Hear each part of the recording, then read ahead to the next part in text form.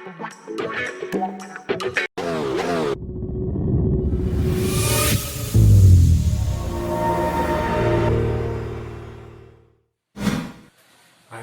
පුතේ සියලු දෙනාම සාදරයෙන් පිළිගන්නවා අදත් කණිකා YouTube නාලිකාවට දෝලන තරංග පාඩමේ ඊළඟ කොටස ගැන අපි කතා කරන්න යන්නේ ධ්වනි ප්‍රවේගය සම්බන්ධව. ධ්වනි ප්‍රවේගය සම්බන්ධයෙන් කරන පළවෙනි වීඩියෝ එක වෙනදා වගේම පළවෙනි වීඩියෝ description එකේ තියෙනවා PDF link එක download කරගන්න ප්‍රශ්න ටික කරලා බලන්න කොච්චර දුරට ඔබගේ පිළිතුරු සාර්ථකද කියන එක වීඩියෝ එකත් එක්ක. ධ්වනි ප්‍රවේගය ගැන පොඩ්ඩක් කතා කරලා ඉමු. වාතයේ හරි වෙනත් මාධ්‍යයක හරි ධ්වනි තරංගයක් ගමන් කරන්නේ අන්වායාම ආකාරයට. අපි දන්න දේවල් අන්වායාම තරංගයක් තමයි ධ්වනි තරංගය. ඊළඟට ඒ කියන්නේ සම්පීඩන සහ විරණ විදිහට තමයි ධ්වනි තරංගය ගමන් කරන දිශාවට සමාන්තරව තමයි තරංගයේ අංශු කම්පණය වෙන්නේ.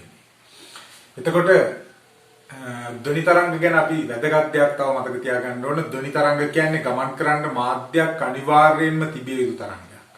ධ්වනි තරංග මාධ්‍යයක් නැතුව ගමන් කරන්නේ නැහැ. ඒ කියන්නේ රික්තයකදී ගමන් කරන්නේ නැහැ. ඒ කියන්නේ ධ්වනි තරංගයේ ප්‍රවේගය මාධ්‍යයේ ඝනත්වයේ වැඩි වෙන්න ධ්වනි තරංග ප්‍රවේගය වැඩි වෙනවා. මේ ලෝකේ තරංග වර්ග දෙකක් තියෙනවා. මාධ්‍යයක් අවශ්‍ය තරංග සහ මාධ්‍යයක් අවශ්‍ය නොවන තරංග කියලා. ගමන් කිරීම සඳහා මාධ්‍යයක් අවශ්‍ය නොවන තරංගවල වේගයේ මාධ්‍ය ඝනත්වය අඩු වෙනවා. හැබැයි මාධ්‍යයක් අවශ්‍ය වන අනිවාර්යයෙන්ම මාධ්‍යයක් අවශ්‍ය තරංගවල වේගය මාධ්‍ය ඝනත්වයේ වැඩි වෙන්න තරංගයේ වේගය වැඩි වෙනවා. ඒ කියන්නේ වාතයේ ධ්වනි තරංගයක වේගයට වඩා ජලය තුල ධ්වනි තරංගයේ වේගය වැඩි. ඊටත් වඩා වැඩි වෙනවා ඝන මාධ්‍යයක් ගත්තොත්. වාතයේ ධ්වනි තරංග ප්‍රවේගය අපි ඉගෙන ගන්නවා v සමානයි ගැමා p බෙදීම ρ කියලා. වර්ගමූල ගැමා p බෙදීම ρ. p කියන්නේ පීඩනය, ρ කියන්නේ ඝනත්වය. හැබැයි අපි මතක තියාගන්න ඕන තාපයේ පාඩමේදී අපි ඉගෙන ගන්න p සමානයි 3n 1යි ρ c වර්ග බානුව.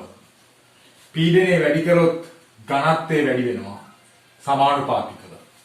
ඒ නිසා අපි පීඩනය දෙගුණ කරොත් ඝනත්වයත් දෙගුණ වෙනවා. ඒ නිසා වාතයේ ධ්වනි ප්‍රවේගයේ පීඩනය වැඩි කරොත් වැඩි වෙන්නේ නැහැ. සමීකරණය අනුව අපිට හිතෙන්නේ වැඩි වෙන්න ඕන වගේ. හැබැයි වාතයේ පීඩනය වැඩි කරපුවාම පීඩනයට සමානුපාතිකව ඝනත්වය වැඩි වෙන නිසා මේ දෙන්නම මෙයා දෙගුණයක් වුණොත් මෙයා දෙගුණයක් වෙලා ධ්වනි ප්‍රවේගය වෙනසක් වෙන්නේ නැහැ. ඒ කියන්නේ වෙනම ඝනත්වය සහ පීඩනය මත ධ්වනි වේගය රඳා පවතින්නේ නැහැ. ඔය භෞතික විද්‍යාවේ අපි ඉගෙන ගන්න සමීකරණය අනුව තර්ක කරොත් මේ සමීකරණය විතරක් බලලා තර්ක කරොත් වර්ධින තැනක්. ඊළඟට අපි PV සමානයි nRT වලින් ආදේශ කරලා පිළිවෙලදී වගේ මම සම්පූර්ණ කියන්නේ තව සමීකරණයක් ගන්නවා වාතයේ ධ්වනි ප්‍රවේගයට ගැමා RT බෙදීමෙන් වර්ගමූලය. M කියන්නේ මෞලික ස්කන්ධය, T කියන්නේ උෂ්ණත්වය. මේ සම්බන්ධතාවය අපිට ඕනම වෙලාවක තර්ක කරන්න පාවිච්චි කරන්න පුළුවන්. වාතයේ ධ්වනි වේගය උෂ්ණත්වය වැඩි වෙනකොට වැඩි වෙනවා.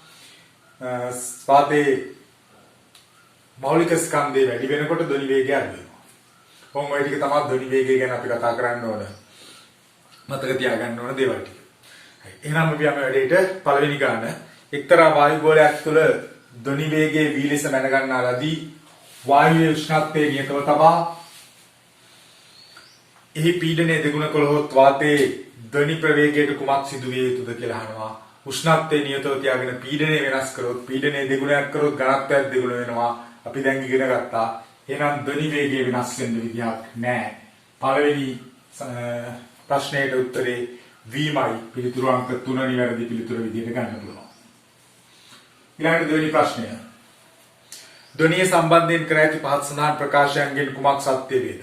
ධ්වනි පළවෙනි ප්‍රකාශය කියන්නේ ධ්වනිය අන්වායාම තරංග වශයෙන් ගමන් කරයි. ධ්වනි තරංග කියන්නේ අන්වායාම තරංග. දෙවෙනි ප්‍රකාශය වාතයේ ධ්වනි වේගයේ උෂ්ණත්වය සමග වැඩි වේ. ඔව්. වාතයේ ධ්වනි වේගය v සමානයි ගැමා RT බෙදීම m වර්ගමූලය. අනුව උෂ්ණත්වය වැඩි වුණොත් වාතයේ ධ්වනි වේගය වැඩි වෙනවා. දෙවෙනි ප්‍රකාශයත් හරි.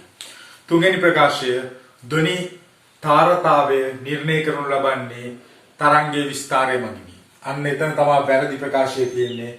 තුන්වෙනි ප්‍රකාශය ධ්වනියේ තාරතාවය නිර්ණය කරන්නේ තරංගයේ විස්තරය නෙවෙයි තරංගයේ සංඛ්‍යාතය. එහෙනම් තාරතාවය තීරණය වෙන්නේ සංඛ්‍යාතය මත. ඒ නිසා තුන්වෙනි ප්‍රකාශය තමයි ඔක සත්‍ය ප්‍රකාශය විදිහට අපිට ගන්න වෙන්නේ. ඊළඟට තුන්වෙනි ප්‍රශ්නෙට අපි එමු. තුන්වෙනි ප්‍රශ්නේ කියන්නේ වායුවක් තුළ ධ්වනි ප්‍රවේගය ස්වායක්ත වනුයේ. ස්වායක්ත වෙනවා කියන්නේ රඳාපවතින් නැත්තේ අපි කලින් කතා කරපු විදිහටම වායුවේ පීඩනය මත. පිළිතුරු අංක 3 නිවැරදි. ඊළඟට ඔතන ගැමා කියලා සම්බන්ධතාවයේ තියෙන අපි ගැමා දැනගන්න ඕන වාතයේ ප්‍රධාන විශිෂ්ටතා අපදාරිතා අතර අනුපාතය කියන එක. ඊළඟට හතරවෙනි ප්‍රශ්නය. වාතයේ ධ්වනි වේගය පිළිබඳ කර ඇති පහත් ප්‍රකාශ සලකා බලන්න. එකම උෂ්ණත්වයේදී හයිඩ්‍රජන් වායුව තුළ ධ්වනි වේගය වාතය තුළ මාගයට වඩා කුඩායි. වාතයේ සාමාන්‍යයෙන් වැඩිපුර තියෙන නයිට්‍රජන් වායුව 78ක් විතර. ඒ නිසා වාතයේ මෞලික ස්කන්ධය සාමාන්‍යයක් විදිහට ගත්තොත් නයිට්‍රජන් වල මෞලික ස්කන්ධය 28 ආසන්නයේ තියෙනවා. දැන් ඔතන හයිඩ්‍රජන් දීලා තියෙනවා. හයිඩ්‍රජන් වල මෞලික ස්කන්ධය දෙකයි. ඒ කියන්නේ මෞලික ස්කන්ධය අඩු වෙනවා. මෞලික ස්කන්ධය අඩු වෙනකොට හයිඩ්‍රජන් තුල ධ්වනි වේගය වැඩි වෙන්න ඕන. ඒ නිසා පළවෙනි ප්‍රකාශය වැරදි. ඒ ප්‍රකාශය වැරදි. ධ්වනි වේගය අඩු වෙන්නේ ධ්වනි වේගය වැඩි වෙන්නේ. මේ ප්‍රකාශය වාතයේ උෂ්ණත්වය වැඩි වෙන විට ධ්වනි වේගය වැඩි වේ. ඔව්. උෂ්ණත්වය වැඩි වෙනකොට ධ්වනි වේගය වැඩි වෙනවා. සම්බන්ධතාවයේ දෙන්නම අනුලෝම සමානුපාතයක් තියෙන්නේ මූලයත් එක්ක. තුන්වෙනි ප්‍රකාශය වාතයේ ධ්වනි වේගයේ සංඛ්‍යාතය මත නදාන පවතී. ඔව් කවදාවත් ධ්වනි වේගයේ සංඛ්‍යාතය මත තීරණය වෙන්නේ නැහැ. අපි දන්නවා තරංගයක සංඛ්‍යාතය තීරණය වෙන්නේ ප්‍රභවයත් එක්ක විතරයි. එතනින් එහාට මාධ්‍ය මත ධ්වනි වේගයවත් සංඛ්‍යාතයවත් වෙනස් වෙන්නේ නැහැ. ඒ නිසා BC පමණයි කියන පිළිතුරට යන්න පුළුවන් අපිට. පිළිතුරු අංක 3 නිවැරදි. පස්වෙනි ගැටලුව. ධ්වනි වේගය සඳහා විශාලතම අගය ලැබෙන්නේ. මම කිව්වා ධ්වනිය කියන්නේ ගමන් කරන්න මාධ්‍යයක් අවශ්‍ය තරංගයක්. මාධ්‍යයක් අවශ්‍ය තරංගයක වේගය උපරිම වෙන්නේ ඝනත්වයේ උපරිම වෙන වෙලාවෙදී. ඔතන දීලා තියෙන ද්‍රව්‍ය වලින් ඝනත්වයේ උපරිම ද්‍රව්‍ය තියෙන්නේ වාණේ. ඒ නිසා පිළිතුරු අංක 3 වාණේ කියන පිළිතුරට යන්න පුළුවන්. ධ්වනි වේගය උපරිම වෙන්නේ වාණේ කියන මාධ්‍යයකදී. අපි දන්නවා ධ්වනි තරංගයක් කෝච්චියක ධ්වනි තරංගය, දුම්රියක ධ්වනි තරංගය වාතය ඇහෙනවට කලින් අපිට සිල්පර උඩට එහෙම නැත්නම් රේල් පීල්ල උඩට කන තිබ්බොත් ඇහෙනවා. ඒකට හේතුව ඝන මාධ්‍ය තරංග සම්ප්‍රේෂණය වේගවත් වාතය කියන මාධ්‍යයට වඩා වාතයේ ජලය කියන සියලු මාධ්‍ය වලට වඩා ඝන මාධ්‍ය තරංග සම්ප්‍රේෂණයේ වේගවත් ඝනත්වය වැඩි නිසා. ඊළඟට 6 වෙනි ප්‍රශ්නය. සෙල්සියස් බිඳුවේදී වාතයේ ධ්වනි ප්‍රවේගය v0 නම් මෙම ප්‍රවේගය 2 v0 වීම සඳහා තිබිය යුතු උෂ්ණත්වය. අපි දන්නවා මේ සම්බන්ධතාවයෙන් ධ්වනි වේගයේ වර්ගමූල t උෂ්ණත් නිරපේක්ෂ උෂ්ණත්වයේ වර්ගමූලයට සමානුපාතිකයි. ඒ නිසා මම ලියනවා ධ්වනි වේගයේ ආරම්භයේදී v0 සමානුපාතික වෙනවා සෙල්සියස් බිඳුව. සෙල්සියස් බිඳුව කියන්නේ කෙල්වින් 273. කෙල්වින් නගයක් විදිහට ආදේශ කරන්න ඕන මූලයත් එක්ක මූලය ඇතුලේ තියෙන උෂ්ණත්වය. ඊළඟට 2v0 වෙන උෂ්ණත්වය තමයි අපෙන් අහන්නේ 2v0 සමානුපාතික වෙනවා අදාළ උෂ්ණත්වයේ t නම් t. සමීකරණ දෙක බෙදන්න පුළුවන්. v0 ට v0 බෙදලා කැපිලා යනවා. වර්ග කරොත් 1 වර්ගය 1යි 2 වර්ගය 4යි. මේ පැත්ත වර්ග කරද්දී මූලය නැති වෙනවා 273 බෙදීම t. හරස් කුලිතේ දාන්න පුළුවන් අපිට. t සමානයි 4 වරක් 3 12න් 2 එකක් ඉතුරුයි 4 වරක් 4 28යි 1යි 29න් 9 දෙකක් ඉතුරුයි 4 වරක් 2 8යි 2යි 10යි 1092යි කෙල්වින්. හැබැයි ඔතන දීලා තියෙන පිළිතුරු ඔක්කොම සෙල්සියස් වලින් තියෙන්නේ.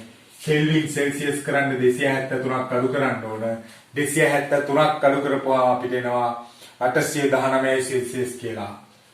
පිළිතුරු අංක 4 නිවැරදි පිළිතුරු විදිහට ගන්න පුළුවන්. ඊළඟට 7 වෙනි ප්‍රශ්නය. 7 වෙනි ප්‍රශ්නේ තියෙන්නේ ධ්වනි ගුණය රඳාපවතින්නේ එහි.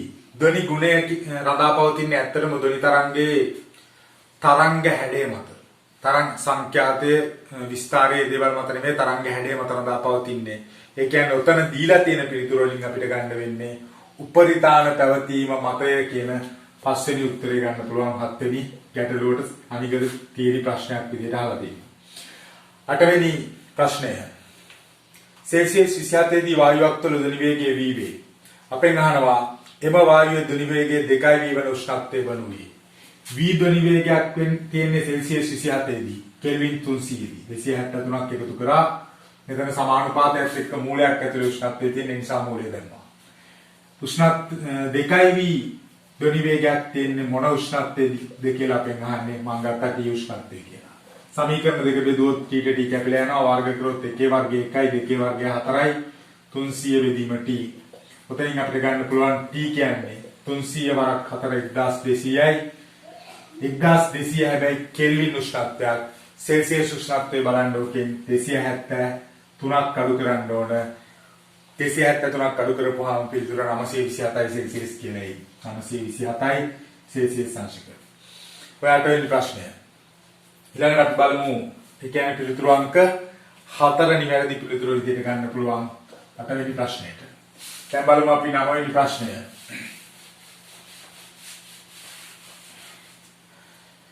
පහත සඳහන් කුමක් මගින් වාතයේ ධ්වනි වේගයට බලපෑමක් ඇති කළ හැකිද කියලා අහනවා.